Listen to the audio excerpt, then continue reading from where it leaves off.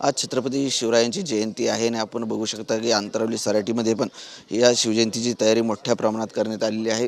या ठिकाणी फुलांची आरास करण्यात आलेली आहे, फुगे लावण्यात आलेले आहेत, भगवे ध्वज या ठिकाणी आपल्याला बघायला मिळतात। आणि या ठिकाणी जरांगे पाटील उपोषणाला बसलेले आहेत। त्यांचा उपोषणाचा 10वा दिवस आहे। मराठा समाजाला सरसकट ओबीसीमधून आरक्षण जो अध्यादेश सरकारने काढलेला आहे तो 20-21 तारखेला जे अधिवेशन होणार आहे त्या अधिवेशनात या अध्यादेशाचं कायद्यात रूपांतर करून अंमलबजावणी करावी। अंतरवालीसह राज्यातील गुन्हे परत घ्यावे, हैदराबादचं गॅझेट घ्यावं ही जरांगे पाटील यांच्या मूळ मागण्या आहेत आणि या मागण्यावर जरांगे पाटील अजूनही ठाम आहेत।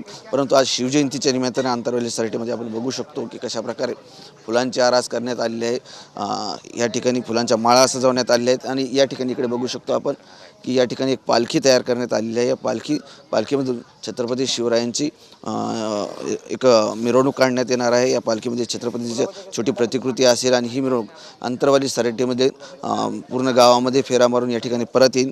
जरांगे पाटील या ठिकाणीच या पालखीचं दर्शन घेतील, थोड्या वेळाने घेतील। परंतु शिवरायांची जयंती राज्यभरात आणि देशभरात साजरी होताना या ठिकाणी जे उपोषण स्थळ आहे 5.5 महिने झाले या ठिकाणी ह्या जे मराठा समाजाचं आरक्षणाचं आंदोलन सुरू आहे या ठिकाणी शिवजयंती मात्र मोठ्या उत्साहात साजरी होताना या ठिकाणी दिसत आहे।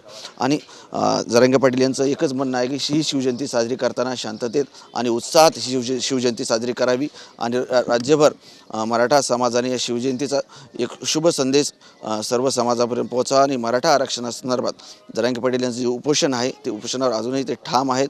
त्यांच्या मागण्या मान्य होईपर्यंत हे उपोषण सुरूच राहील असं जरांगे पाटील यांचं म्हणणं आहे। कॅमेरामन निक्कीसह संजय सर्वोदय TV9 मराठी, अंतरवाली सराटी, जालना।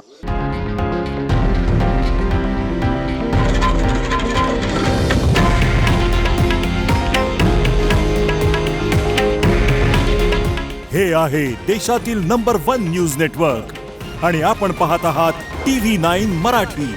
काळजी तुमची, हित महाराष्ट्राचं।